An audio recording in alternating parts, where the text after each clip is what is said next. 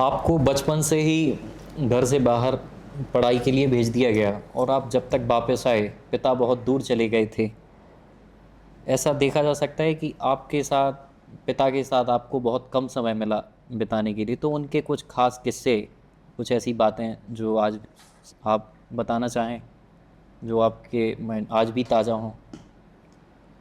देखिए, पिताजी के साथ जैसा कि आपने कहा, सही बात है कि हम लोगों को हम्म। बहुत समय नहीं मिला कि उनके साथ रह के चीज़ें सीख सकें। पर आई विल। जब भी छुट्टियों में आया करते थे, जी। गर्मियों की छुट्टियां होती थी, ठंडियों की, और ये दिवाली दशहरा वाली, हम्म। तो उस समय पे पिताजी भी ध्यान रखते थे कि वो थोड़ा खाली रहें, हम्म। ज़्यादा काम में व्यस्त ना रहें। और उन्हें कुकिंग का बहुत शौक़ था। हम्म। तो जब भी हम लोग आते थे तो हमेशा रोज़ कुछ ना कुछ अपने हाथों से बनाना। है। और मतलब सिर्फ हम लोगों के लिए नहीं है, तो आम अभी जो भी उनके खास जुड़े हुए लोग थे वो भी बताते हैं कि हमेशा जब भी वो आते थे तो कुछ ना कुछ अपने हाथ से बना के खिलाने का उन्हें जी। बड़ा शौक रहता था। जी। आपके पिताजी का एक किस्सा बहुत मशहूर रहा कि बूटा सिंह की भनेंज की हत्या को लेकर, तो क्या पिता पुत्र में कभी इस बात को लेके चर्चा हुई हैं, उनके केसेस को लेके, जो भी ये बातें उनके पूरे बुंदेलखंड में सुनते चले आ रहे हैं। दो चार केसों के बारे में उन्होंने बताया था। हम्म। पर जैसे हम लोग को, जैसे हमने आपसे पहले कहा कि वो एक शिक्षा देने के तरीके से, जी। कि वह ये हमेशा से बताना चाहते थे कि उनको भले ही उन्होंने क्राइम किए हों, हम्म। पर कुछ ना कुछ कारणों से वो नैतिक सही करने के प्रयास में किए। जी। कभी खुद के फ़ायदे के लिए या किसी लोभ लालच के लिए उन्होंने कभी कुछ नहीं किया। जी। तो उस तरह से जो सिखाने के लिए बताते थे, उस प्रकार से बताया करते थे जो चीज़ें होती थी। जी। तो मतलब आपका कहना है कि उनने कुछ केस किए हैं, आपकी बातों से समझ में आ रहा है। जी। अगर जैसे आप, मैंने अभी पूछा कि बूटा सिंह की हत्या के बारे में, उनके भांजे की हत्या के बारे में, तो इस बात पे कोई चर्चा हुई आपकी? चर्चा हुई है। हम्म। और क्या सही क्या बात थी वो सारी उन्होंने बताई थी। हम्म। पर क्योंकि ये वही जुडिशल केसेस हैं ये, तो इनके विषय में ऐसे चर्चा कर नहीं सकते आपके साथ। नहीं, लेकिन अब पर तो। जो सीख उससे हमको देना चाहते थे हम लोगों हाँ, को, उन्होंने केस हुआ था। हाँ। आपकी जैसे स्कूलिंग ख़त्म हुई जी। और आप लंदन पढ़ाई के लिए चले गए, वो भी उस समय पे जिस समय पे आपके पिता हत्या के आरोप में जेल में थे। जी। बड़े पुत्र के नाते पुरुषार्थ में आप ही बड़े थे, तो क्या ये आपका दायित्व बनता था कि परिवार का साथ ना देने के बजाय आप लंदन पढ़ाई के लिए चले गए? असल में वो हमने और हमारी माताजी ने बैठ के चर्चा की थी। हाँ। उस समय पे समय कुछ ऐसा था कि जैसा शायद आप लोगों को भी जानकारी लगी हो। उस हाँ। केस में सबसे पहले व्यक्तिगत मुझे ही फंसाने की कोशिश की गई थी। जी। जो शुरू में जो केस बना था उसमें सबसे पहले पिताजी का नाम नहीं आ रहा था। मतलब वो इस तरह से केस बनाया जा रहा था कि मेरा कुछ, मतलब मैंने कुछ गलत हम्म। किया है, उसको छुपाने के लिए पिताजी ने फिर ऐसा किया। जी। तो उस केस को इस तरह से रूप दिया जा रहा था। और फिर माताजी ने, जो उस समय पे नेता थे जो रुचि ले रहे थे विशेष तौर पे हाँ। पिताजी के विरोध में, हाँ। तो उनसे चर्चा भी की कि भाई राजनीतिक जो भी है आपका और हमारा है, बच्चों का इसमें कोई लेना देना नहीं है, जी। तो जबरन बच्चों पे आप ये सारी चीज़ें ना करें। मतलब तो आपके पिताजी के केस के कारण ही आप लंदन गए? नहीं नहीं, वो कारण नहीं था। लंदन तो हमको पढ़ाई, जो हमारी एजुकेशन चल रही थी वो उसमें हम्म। एक अगली कड़ी थी कि वो हमको करनी थी। हम्म। पर ये सारी चीज़ें भी यहाँ पे हो रही थी, और उस समय पे हम्म। केस ये पूरा जुडिशियल था, और हमारे पिताजी को बहुत विश्वास था कि अन्याय नहीं होगा, जी। क्योंकि उन्होंने कुछ गलत किया नहीं है और उनके खिलाफ कोई साक्ष्य पुलिस के पास नहीं है। हम्म। तो न्यायालय में जाकर उनको न्याय मिलेगा। तो केस के पहले दिन से ही वो बहुत ज़्यादा कॉन्फिडेंस में थे कि ये मुझे परेशान करने के लिए किया जा रहा है। हम्म। और कुछ लोगों ने पैसे भी मांगे थे केस को निपटाने के लिए उस समय पे, क्या हम्म। आप इतना पेमेंट करवा दीजिए तो हम केस रफा दफा करवा जी। देंगे। तो पिताजी ने मना कर दिया कि जानबूझ के मुझे राजनीतिक परेशान करने की कोशिश है, पर मेरे खिलाफ कुछ है नहीं। तो आप हफ्ता 10 दिन परेशान कर लोगे, कर लो, उसके बाद तो मुझे न्यायालय से जमानत मिल ही जाएगी। जी। फिर न्यायालय में गए, सर मतलब वो उलझते ही गए जो षड्यंत्र बना था उनके लिए, और जो निकलने के 1-2 मौके मिले तो उस पर सही निकल नहीं पाए केस से। आपके पिताजी को ये जो केस हत्या के आरोप में फंसाया गया, इसमें कौन कौन से ऐसे बड़े नेता थे जिनका आप नाम लेना चाहें?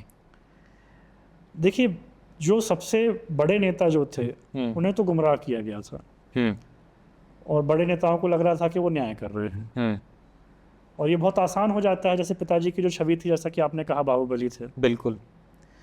और पिताजी जैसे खुद भी बताते थे कि जो उन्होंने क्राइम किए हैं वो कभी ऐसा नहीं था कि वो चर्चा नहीं करते थे या नहीं बताते थे। तो नेताओं को पता था कि क्राइम उन्होंने किए हैं।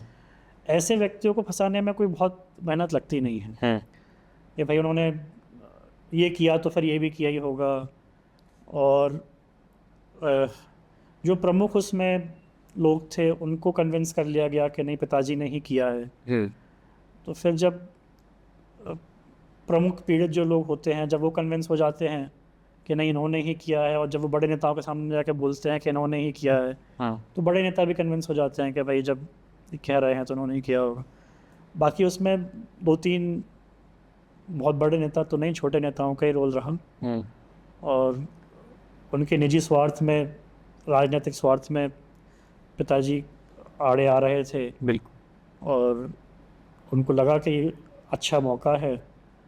अब वो चीज़ें ऐसी हुई कि उसमें और वापस, मतलब क्योंकि न्यायालय ने भी पिताजी को सज़ा दी थी, तो जब तक वो निर्दोष साबित ना हो तब तक हम उस पर अपनी सफाई दें तो कोई मतलब नहीं है उसका, क्योंकि न्यायालय ने सज़ा दी है। तो वो तो लड़ाई न्यायालय में ही लड़नी पड़ेगी। बिल्कुल। और अभी हम जो भी बोलेंगे वो ये लगेगा कि भाई हर कोई अपने पिता को बचाने के लिए कुछ ना कुछ बोलेगा, तो उस विषय पे बहुत ज़्यादा बोलने का मतलब नहीं। आपके पिता की छवि एक बाहुबली के नेता के तौर पे रही है। जी। आप अपने जीवन में अपने पिता को क्या मानते थे, बाहुबली या? देखिए, हमने जितना अपने पिताजी के जीवन को समझा है और जितना हम उनसे समझ पाए हैं, मतलब हम ये मानते हैं कि उन्होंने ऐसा नहीं, ये नहीं कहेंगे कि उनके जीवन में उन्होंने गलतियां नहीं की या उनके स्वरूप में कोई कमियां नहीं थी। बच्चों के तौर पे हम दोनों अपने माता पिता का विश्लेषण करते हैं, दोनों चीज़ें समझते हैं, क्या उनकी खूबियां थी, क्या उनकी कमियां थी, और प्रयास करते हैं कि उनकी खूबियों को अपने जीवन में उतारा जाए, जो उनकी कमियां थी उनसे सीख ली जाए। बिल्कुल। वो तो जो कुछ भी, बहुत सारी उनके अंदर खूबियाँ थी जिससे हमने सीखा है, और जिससे हम उन्हीं सिद्धांतों से हम अपना जीवन में चलाने का प्रयास करते हैं। जो उनमें कुछ कमियां थी उनसे भी हमने सीखा है और प्रयास किया है कि वो कमियां हमारे अंदर ना आ पाएँ, और माताजी पिताजी दोनों के जीवन से ही सीखा है। तो बच्चों के लिए बहुत बड़ा उदाहरण होते हैं उनके माता पिता। मतलब आप मान के चलते हैं कि आपके पिता में कुछ कमियां थीं? हर इंसान में होती हैं कमियां। कुछ पिताजी तो खुद कहने लगते जो थे, उनमें थी, आपने अगर अपने उसमें बदलाव करने की कोशिश की हो, बता सकते हैं आप? देखिए, खूबियाँ अपने पिता की हर कोई मंच पे से बोल सकता है, कमियाँ अपने पिता की कोई मंच पे से नहीं कहना चाहेगा। जी। पर ज़रूरी बात उसमें से ये है कि हम लोगों ने सीखा। हमारे पिता को ही पता थी जो उनके अंदर कमियाँ थीं, और वो भी कई बार माताजी उनसे बोलती थी कि आप ये काम ऐसा, मतलब ये आपके अंदर कमी है, तो वो भी यही बोलते थे हंस के कि अगर सारी खूबियाँ ही होंगी हमारे अंदर तो फिर इंसान थोड़ी रह जाएंगे, भगवान ना हो जाएंगे। अब अपन लंदन की बात करते हैं, तो आप कितने समय तक लंदन में रहे और आपने वहाँ क्या किया? लंदन में करीब 2 वर्ष का हमारा कोर्स था। 2 वर्ष से कुछ महीने पहले ही हम वापस आ गए थे, क्योंकि पिताजी के डिसीजन था कोर्ट केस का। हाँ। और फिर लास्ट में जो डिसर्टेशन सबमिट करनी होती है तो फिर वो हमने यहीं से बना के सबमिट की थी। जी। तो मेन हमारा एक सिद्धांत था कि विदेश एक्सपोजर के लिए जाना है। इससे ये तो तय था कि नौकरी तो करनी नहीं है। हालांकि जब हम वहाँ पे गए तो बहुत प्रलोभित हुए, वहाँ की जो जीने का अंदाज है लोगों का। वहाँ पे भ्रष्टाचार नहीं है, आम पुलिस नेताओं में मतलब हर कोई अपना काम ईमानदारी से करना चाहता है। जी। तो उनकी वो सारी खूबियाँ देख के प्रभावित हुए। पिताजी से हमने कहा भी एक बार के हम तो चाहते हैं कि वहीं नौकरी करें और सेटल हो जाएं। वही जैसे कि देखा, अगर कोई गांव जाने वाला शहर जाता है तो वो गांव वापस नहीं आता, और शहर जाने वाला महानगर जाता है तो वो शहर वापस नहीं आता, और देश जाके विदेश जाने वाला अपने देश नहीं लौटता। लेकिन आप लंदन जाने के बाद भी गैरवार वापस आए। देखिए, शुरू में जाने का मुख्य उद्देश्य ये था कि देश दुनिया को देखकर समझ सकें हाँ। कि लोगों की जीवन शैली कैसी है, लोगों का काम करने का तरीका कैसा है, अगर लंदन में भ्रष्टाचार नहीं है तो क्यों नहीं है, और ऐसा क्या है जो हमारे देश में हो सकता है जो कि हम भी उस तरह बन पाएँ। उन्होंने किस प्रकार से तरक्की की, हम कहाँ पे पीछे रह रहे हैं। तो जी। ये सारा जो एक मतलब समूहित एक टर्म में बोला जाए तो एक्सपोजर बोलते हैं। हैं। एक्सपोजर के लिए ही बाहर गए थे। हालांकि फिर जैसा कि हमने आपसे कहा कि वहाँ जाके प्रलोभन हुआ कि इतना अच्छा सिस्टम है कि यहीं रहा जाए, क्यों वापस जाओ वहाँ पे। हैं। पर पिताजी को एक ही हमेशा रहता था कि जो उनसे जुड़े जो लोग थे, जो राजनीतिक हमेशा उनके साथ रहे, उनकी मदद की, वो लोग विशेष तौर पे भाजपा और कांग्रेस दोनों पार्टियों से विरोध लेके पिताजी के साथ रहते थे। और लगभग दोनों ही पार्टी के नेता और कार्यकर्ताओं को पसंद नहीं करते थे, क्योंकि वो तीसरी चाल चलते थे। तो पिताजी को ये बड़ी चिंता रहती थी कि अब हम जेल में हैं, तुम भी चले जाओगे तो हमारे लोगों का ध्यान कौन रखेगा। जी। तो शुरुआत में उन्होंने यही कहा कि थोड़ा जाओ, थोड़ा देखो, लोगों को संभालो। फिर जब ये मतलब हम जमानत हो जाएगी, जब ये केस ख़त्म हो जाएगा, हम बाहर आ जाएंगे, तो फिर तुम चले जाना। तो इसी कड़ी में वापस आए। फिर जैसा कि आपने कहा कि बाहर जाके आदमी बाहर का हो जाता है, ऐसा ज़रूरी नहीं है। हमने ये समझा है कि 2-4-6 महीने आप जहाँ भी रहने लगते हो वहाँ आपको अच्छा लगने लगता है, क्योंकि आप लगातार, जो लोग बाहर रहते हैं उनको वो नहीं चाहते कि वो वापस आएँ, क्योंकि उनको वहाँ अच्छा लगने लगता है। लेकिन अगर आप एक बार वापस आ जाते हो और 2-4-6 महीने जहाँ आप सबसे मिलते जुलते हो, मिलना जुलना, बैठना, उनकी समस्याएं सुनना, अपनी समस्याएं सुनाना, जहाँ ये क्रम चालू होता है, दोस्तियाँ होती हैं आपके लोकल में, जी। तो फिर आपको घर पे अच्छा लगने लगता है। जब तक आप वापस आए लंदन से, परिवार की राजनीतिक विरासत रिक्त हो चुकी थी, पिता बहुत दूर जा चुके थे। ऐसे समय में आपने अपने आप को कैसे संभाला? किन किन घटनाओं का आपको सामना करना पड़ा? परिवार के पुरुषार्थ बड़े पुत्र आप थे। देखिए, ये बहुत बड़ी समस्या थी और आज भी है कि जो पिताजी से लड़ा करते थे, और मैं तो ये मानता हूँ कि पिताजी के सामने जो कभी लड़ नहीं पाए, अच्छे से जीत नहीं पाए, उनको लगता है कि लड़के को हरा लो, इसी में उनको खुशी मिल जाएगी। तो वो जो नेता जो पिताजी से उलझा करते थे, वो हमारे राजनीति के पहले दिन से ही चालू हो गए थे कि इस बीच को आगे नहीं बढ़ने देना है। अच्छा। इसको यहीं ख़त्म कर लो। और शायद उनको इसीलिए खुशी मिलती होगी इसी में कि भाई इनके पिताजी का ज़्यादा नहीं कर पाए तो कम से कम लड़के का ही कुछ बिगाड़ लिया। तो और काफ़ी मतलब हमसे उम्र में बड़े, हमसे राजनीति में काफ़ी आगे, उन लोगों से बैठ के हमने कई बार चर्चा भी की कि भाई आपका पिताजी का जो कुछ भी रहा हो, हमारा आपका व्यक्तिगत ना कोई विरोध है, ना कोई ऐसी लड़ाई है। और कहते मुँह पे वो लोग यही है कि नहीं, आपके पिताजी से तो हमारे बड़े मधुर संबंध रहे, कभी कोई समस्या नहीं रही। लेकिन जब भी उन्हें मौका मिलता है तो एक प्रहार करने का प्रयास वो आज भी करते हैं। पर अब इतने समय के बाद अब ये चीज़ समझ ली है कि वो ना वो लोग मानेंगे, और हम कितना भी मनाने का अपन प्रयास करें तो उससे उन्हें कोई विशेष फ़र्क पड़ता नहीं है। तो अब वो प्रयास भी हम धीरे धीरे करके बंद करते जा रहे हैं। प्रयास हमने लगभग सबके साथ किए, जो लोग जिन्होंने बड़प्पन दिखाया और आगे बढ़ के मतलब साथ दिया, उनके साथ हम भी हमेशा रहेंगे। जो नहीं साथ जुड़ना चाहते उसका कुछ कर नहीं सकते, ठीक है, वो अपनी अलग राजनीति करें, हम अपना अलग राजनीति कर रहे हैं। आप अपने पिता की राजनीतिक विरासत संभालने का प्रयास 2016 से अभी तक कर रहे हैं। आप अपने आप में पिता से बेहतर ऐसे कौन से अपने आप में गुण देखते हैं जो आप पिता का स्थान राजनीति में ले पाएँ? देखिए, पिता का स्थान राजनीति में हम नहीं ले सकते, और हमारे अलावा कई लोगों ने प्रयास किया है, पर उनका स्थान लेना इतना आसान भी नहीं है और आज के ज़माने में लिया भी नहीं जा सकता। उनके समय पर राजनीति कुछ और थी। उनके समय पर राजनीति में सफल होने के लिए ज़रूरतें कुछ और थी। आज ज़माना बिल्कुल बदल गया है। उन्होंने अपनी राजनीति चालू करी सन 81-82 में। उस समय पे जनता की जो मांगें थी, जनता जिस प्रकार का नेता चाहती थी, आज जनता उस प्रकार का नेता नहीं चाहती है। तो अपने पिताजी के राजनीतिक करियर से हमने सीख लिए, समझा है कि किस निर्णय से क्या फ़र्क पड़ता है, जनता को क्या पसंद आता है, क्या नहीं पसंद आता है। लेकिन अगर ये सोचें कि जो उनकी राजनीति थी वही कॉपी पेस्ट करके करेंगे तो सफल हो जाएंगे, तो वो संभव नहीं है, क्योंकि वो दौर दूसरा था, उस समय अलग था। उस समय पे डाकू हुआ करते थे जंगलों में। जी। तो नेता बनने के लिए एक तो सबसे बड़ी ज़रूरत थी कि भाई आप अपनी जनता की रक्षा कर पाओ, तो जिसमें हम मानते हैं कि हमारे पिताजी ने बहुत बखूबी की। आज भी लोग बताते हैं कि फलाने डाकू ने हमको उठा लिया था, फिर हमने बताया पापा साहब का नाम, और उनने बाइज्जत हमको छोड़ के आए घर पे और हमसे अच्छा, बोल। आपको किसी डाकू ने उठा लिया था? हमको नहीं, जनता अच्छा, लोग बताते हैं। सॉरी, मैं सुनने में माय मिस्टेक लोग अभी जैसे गाँव में हम लोग जाते हैं तो लोग अपनी अपनी कहानियाँ जो पिताजी के साथ बताते की हैं। रही हैं तो वो बताते हैं। हाँ। तो लोग बताते हैं कि हमको पकड़ लिया था, फिर हमने पिताजी का नाम बताया तो छोड़ के आए और बोला हमसे कि आप हमारी शिकायत मत करना। तो हमको लगता है कि जो उस समय पे जो ज़रूरतें थी वो उन्होंने पूरी की। आज की ज़रूरतें भी कुछ और हैं लोगों की, और उस पे खरा उतरने के लिए आपको लड़ाई भी दूसरी तरीके से लड़नी पड़ेगी। बुंदेलखंड की राजनीति में आने के लिए आपके पास आपके पिता की पूंजी, नाम की पूंजी के अलावा आप अपने आप में कौन से गुण देखते हैं? देखिए, जैसा कि हमने आपसे कहा कि जो हमने अभी तक सीखा, हमसे जो पहले लोग थे उनको देखकर अपने माता पिता को, अन्य नेताओं की जीवनी से भी हम लोग सीखते हैं। हाँ। तो वो अपने जीवन में उतारने का प्रयास करते हैं।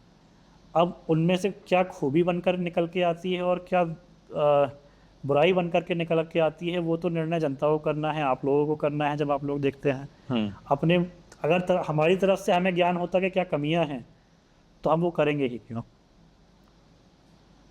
आपके पिता की छवि एक बाहुबली नेता की रही, आप इसको अपनी धरोहर मानते हैं, अपने पैरों की जंजीर?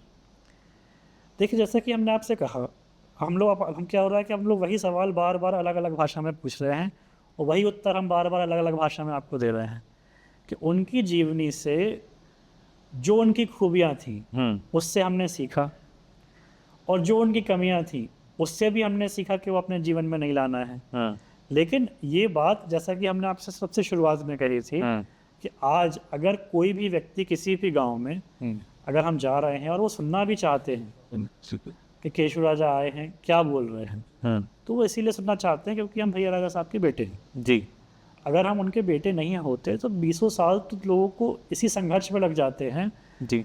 कि नेता गांव में जा रहा है, 4 लोग इकट्ठा करना चाहता है कि भाई हमारे बहुत अच्छे विचार हैं, आप सुनो। पर लोग सुनना भी नहीं चाहते क्योंकि लोगों के पास समय नहीं है, कोई खेती में व्यस्त है, हर व्यक्ति अपने अपने किसी ना किसी काम में व्यस्त है। वो अगर आप उससे गांव में जा रहे हैं तो वो आपको अपने 10 मिनट भी क्यों दे। तो सबसे बड़ी धरोहर जो हमको अपने परिवार की तरफ से वो मिली है वो ये है कि लोग वो 10 मिनट हमको देना चाहते हैं कि ठीक है ये आए हैं तो सुने। तो अब जब वो सुनने को तैयार हैं तब आपके ऊपर निर्भर करता है कि आप उनसे क्या बात करते हैं, आप उनको प्रभावित कर पा रहे हैं कि नहीं कर पा रहे हैं। ठीक। राजनीतिक धरोहर ये नहीं होती जो लोग मान के चलते हैं कि भाई उनके बेटे हैं तो बस खड़े हो गए, वोट मिल गए। धरोहर यही होती है कि जनता की रुचि रहती है कि आप क्या कहना चाहते हो। अब अगर आप अच्छा बोलोगे तो जनता आपके प्रति अच्छे भाव रखेगी, अगर आप बुरा बोलोगे तो जनता आपके प्रति दुर्भाव रखेगी। लेकिन सिर्फ जो मुख्य तौर पे आपको मिलता है और जो अपने आप में बहुत बड़ी धरोहर है वो है जनता की रुचि। आप एक शिक्षित और आपने देश विदेश का अनुभव आपके पास है। पिछड़े अशिक्षित बुंदेलखंड को बेहतर बनाने के लिए आपके पास कौन कौन से विचार हैं जो आपके आगे आप अपनी जनता के लिए कर सकें? देखिए, बहुत सारी चीज़ें हैं राजन। जो सबसे पहले तो जो सबसे बड़ी नींव हम मानते हैं वो है पुलिस प्रशासन में भ्रष्टाचार को ख़त्म होना चाहिए। आज के समय पे, और ये हमेशा से अपने देश के साथ समस्या रही है कि आम इंसान को न्याय नहीं मिलता। जी। जो पैसे वाला है वो जिस जैसा पैसा उपयोग कर ले तो वो न्याय अपने हिसाब से बनाता बिगाड़ता है। जी। आज के समय पे कोई भी एक भी सरकारी विभाग ऐसा नहीं है कि आप बिना घूस दिए अपना काम करवा सकें। जी। अगर आप थाने जा रहे हैं, अगर आप पैसे नहीं देंगे तो आपकी रिपोर्ट नहीं लिखेंगे। बिल्कुल। अगर आपके खिलाफ रिपोर्ट लिख गई, भले ही पूरे प्रशासन को पता है कि आप निर्दोष हैं, झूठी रिपोर्ट हुई है, पर वो आपसे बोलेंगे कि हमको पता है कि रिपोर्ट झूठी है पर 20,000 दो तो हम काट देंगे। मतलब आप अगर शरीफ है तो आपके खिलाफ जब झूठी की शिकायत किसी ने की है तो बिना पैसे दिए आप जब वो नहीं जी। कटवा सकते। और प्रयास ये रहता है प्रशासन का कि दोनों पक्ष से कुछ ना कुछ मिल जाए और फिर हम समझौता करा दो। आप बिजली विभाग में जाओ, जब तक आप कुछ पैसा ना दो तब तक डीपी नहीं रखेंगे। 6-6 महीने लोगों के लिए गाँव में डीपी नहीं रखी जा रही हैं। अब आप समझिए कि बिजली आज के समय पे कितना ज़रूरी एक साधन हो चुका है। अब बिजली कोई ऐसी चीज़ नहीं है कि बड़े लोगों के लिए ही बस ज़रूरी है। किसान को अगर पानी भी लगाना है तो उसको बिजली की ज़रूरत है, बच्चों को रात को पढ़ाई करनी है उनको बिजली की ज़रूरत है। पर 6-6 महीने गांव में डीपी नहीं रखी जाती। अगर कोई घूस दे दे तो डीपी रख जाएंगे, किसी बड़े नेता ने फ़ोन लगा दिया तो रख जाएंगी। आपको अगर अपनी ज़मीन नपवानी है, आप पटवारी तहसीलदार को बुलाएंगे, बिना पैसे लिए वो ज़मीन नहीं नापेंगे।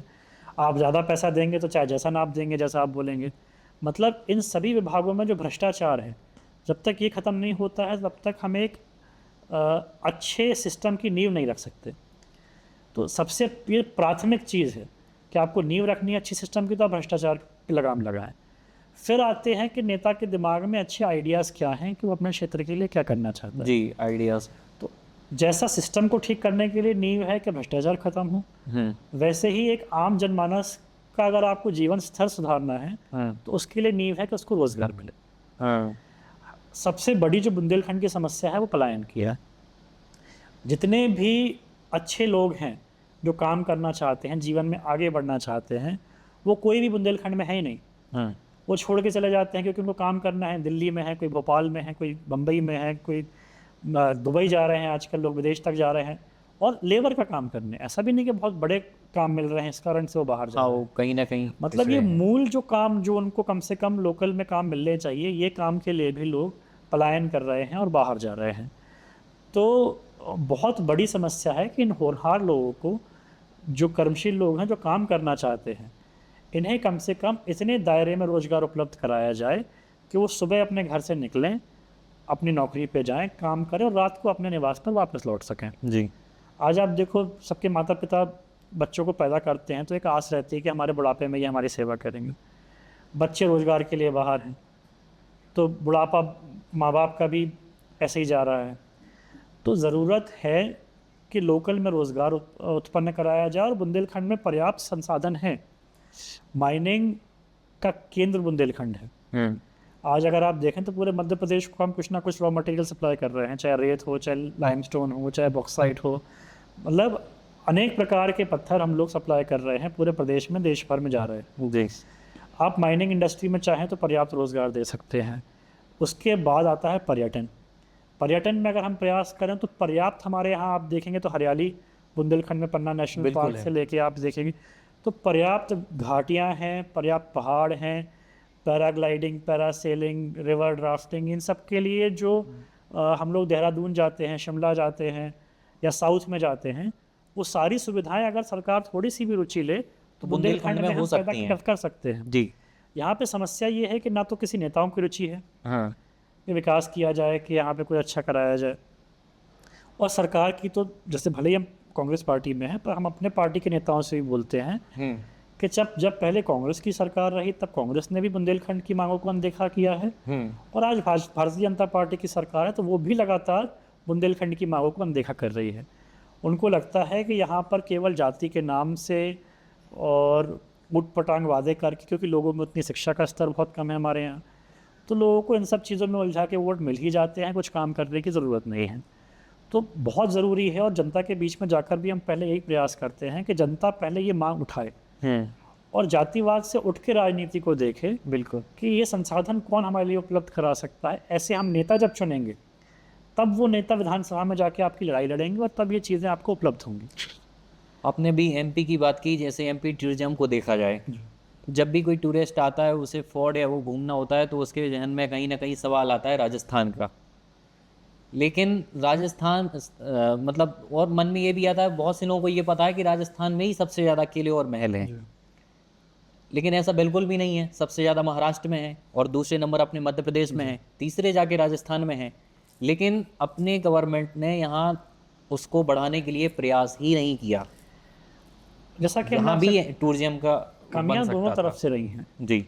एक तो प्राइवेट इंडिविजुअल्स ने भी कभी वो इंसेंटिव नहीं लिया कि हमें, मतलब जो गढ़ीदार जो लोग हैं वो भी चाहें तो एक व्यक्तिगत रूप से भी अपने क्षेत्र को, अपनी गढ़ियों को डेवलप कर सकते थे। आज हम देखते हैं कितने किले, कितनी गढ़ियाँ वीराने पड़े हुए हैं। हाँ। तो उनको भी डेवलप किया जा सकता था। तो ना तो कभी वो प्राइवेट इनिशिएटिव आया है और ना ही कभी सरकार ने कोई रुचि ली, जो कि पहले हमने आपसे कहा। दोनों साइड से दोनों कमियां साइड से कमियां रही हैं। अब इन कमियों को अगर आप आगे एमएलए बनते हैं तो पूरा करने का प्रयास करेंगे? देखिए, हमारी तरफ से जो जितने भी विचार, आइडियाज़ जिसको बोलते हैं, हमारे दिमाग में हैं, हमारी लड़ाई केवल उतने के लिए ही है कि हम वो अपने आइडियाज़ इम्प्लीमेंट कर पाएँ। बिल्कुल। लोग बोलते हैं कि अरे आप बन भी जाओगे तो भी कुछ नहीं होगा, ऐसे ही था बुंदेलखंड, ऐसे ही रहेगा। लेकिन हर क्षेत्र में किसी ना किसी ने तो ये लड़ाइयाँ लड़ी हैं, तब वहाँ पे परिवर्तन आया है। बिल्कुल। और हम ये सोच के हार मान के बैठ जाएं कि भाई अच्छा कुछ होना ही नहीं है, सब बुरा ही बुरा होना है, तो ये नकारात्मक सोच से भी कोई अपन हमें आगे बढ़ने का मौका नहीं मिलेगा। तो विश्वास अपने ऊपर रखना पड़ेगा कि जनता मौका भी देगी, और जब मौका देगी तो ये सारी चीज़ें हम लोग लागू कर पाएंगे। अभी लाइट की आपने जैसे कि चर्चा की कि लाइट से भी लोग परेशान हैं, किसान परेशान हैं, तो एक किस्सा सुना है कि ऐसे ही लाइट वाले परेशान किए थे और ठंड वाले दिन थे, ठंडियों के, तो आपके पापा साहब ने वहीं अधिकारी को बुलाया और बढ़िया अच्छी तरीके से खाना खवाया, और फिर पूरी रात एक पानी के लिए, जो किसान पानी लगाते हैं खेतों में, और उस खेत में भेज दिया कि भाई ठीक है, जो परेशान हर बार घर आते हैं, घर से फिर अपने खेत जाते हैं, तो उनसे पूरी रात पानी लगवाया था। ये मतलब मैंने सुना है। ये कैसा किस्सा है? ये ऐसे ही जैसा आपने बताया कि बिजली की बड़ी लंबी समस्या चल रही थी, और उस समय पे पानी लगाने का समय था किसानों का। बड़े समूह में किसान पिताजी के पास आए थे शिकायत लेकर के कि इतने समय से आवेदन लगा रहे हैं, सब कुछ हो रहा है और बिजली की समस्या सॉल्व नहीं हो रही है। तो पिताजी ने अधिकारियों को बुलाया था, और इसी के लिए कि उन्हें भी अंदाज़ा हो कि किसान का जीवन कितना कठिन है। उनको रात भर पानी लगाने के लिए कहा था। अगले दिन सुबह जाके उन्होंने सबसे पहले वो, कहीं ना कहीं ऐसे ही नेता की आवश्यकता है आज की नहीं, जैसा कि हमने आपसे कहा कि वो दौर दूसरा था। उस समय पे इन सब चीज़ों की ज़रूरत भी थी जनता को। पिताजी को उसका बहुत नुकसान भी हुआ। जैसा कि आप अभी देखेंगे, अगर वो विधायक हमेशा बनते रहे, बुंदेलखंड में बहुत लोकप्रिय भी रहे, पर कभी ना कांग्रेस ने ना बीजेपी ने कभी उनको अपने साथ नहीं लिया। कभी उनको राजनीति में आगे बढ़ने का मौका नहीं मिला, क्योंकि उनके ऊपर एक ठप्पा लगा दिया गया था कि वो बाहुबली हैं, जैसा कि आप कह रहे हैं। बिल्कुल। तो उन चीज़ों का नुकसान भी बहुत हुआ, पर पिताजी हमारे आमतौर पर जो नेता होते हैं उस तरह के नेता थे भी नहीं। उन्हें बहुत ज़्यादा वो विधायक हैं कि नहीं हैं, इससे इन सब चीज़ों से उन्हें फ़र्क नहीं पड़ता था। उनको जो सही लगता था वो करते थे। और जैसा कि हमने आपसे बताया था कि वो यही सोचते थे कि भाई अगर हम आज भले हमें गलत ठहराया जाता है, पर अगर हम ये पहले होते तो लोग बोलते कि बड़ा न्यायप्रिय व्यक्ति है। बिल्कुल। आपके पिताजी की राजनीतिक विरासत पवई विधानसभा रही, लेकिन आपने पवई न चुन के इस बार बिजावर को चुना, ऐसा क्यों?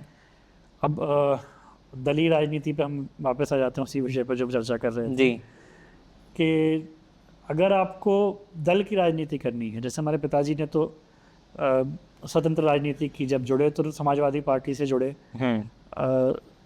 स्वर्गीय नेताजी का बहुत स्नेह था पिताजी के साथ। तो उनको आज़ादी थी कि वो कैसी राजनीति करना चाहते हैं, कहाँ से करना चाहते हैं। और 2018 में हमने भी समाजवादी पार्टी से पवई से चुनाव लड़ा था। उसके बाद जो हमारे शुभचिंतक थे पिताजी के, जो साथ के लोग थे, सब लोग बैठ के हम लोगों ने कई बार चर्चा भी की। सब ने यही कहा कि आपको दल चुनना पड़ेगा, और कांग्रेस या भाजपा अगर आपको टिकट दे तो ही अपन चुनाव लड़ें आगे। और दोनों पार्टी के बड़े नेताओं से हमने चर्चा की और दोनों की विचारधारा के विषय में अध्ययन किया। फिर कांग्रेस पार्टी से हमारा जुड़ाव हुआ। कांग्रेस पार्टी में हमारे जो समय पे नेता थे, उन्होंने ये निर्देशित किया था कि मुकेश नायक जी, क्योंकि वरिष्ठ नेता थे हमारी पार्टी के, और पवई से उनको चुनाव लड़ना था। तो ये तय हुआ था कि पवई से तो मुकेश नायक जी को ही चुनाव लड़ाया जाएगा, और अगर आपको चुनाव लड़ना है तो बिजावर, आपकी माता जी वहाँ से विधायक रही हैं, और आप बिजावर तैयारी करें तो हम आपको टिकट दे सकते हैं। जी। तो क्योंकि दलीय राजनीति करनी है, तो उसमें जो आपका दल आपको निर्देशित करता है, उस प्रकार से आपको काम करना पड़ता है। पवई विधानसभा में 90 के दशक में आपके पापा साहब ने चुनाव लड़ा, तो उसमें एक नारा था कि मोहर लगेगी, हाथी से था, निर्दलीय चुनाव लड़ा था जो कि उनका चुनाव चिन्ह हाथी था। तो उसमें एक नारा लगा था कि मोहर लगेगी हाथी पे, नहीं तो गोली गलेगी छाती पे और लाश मिलेगी घाटी पे। इस नारे को आप अपने जीवन में किस प्रकार देखते हैं?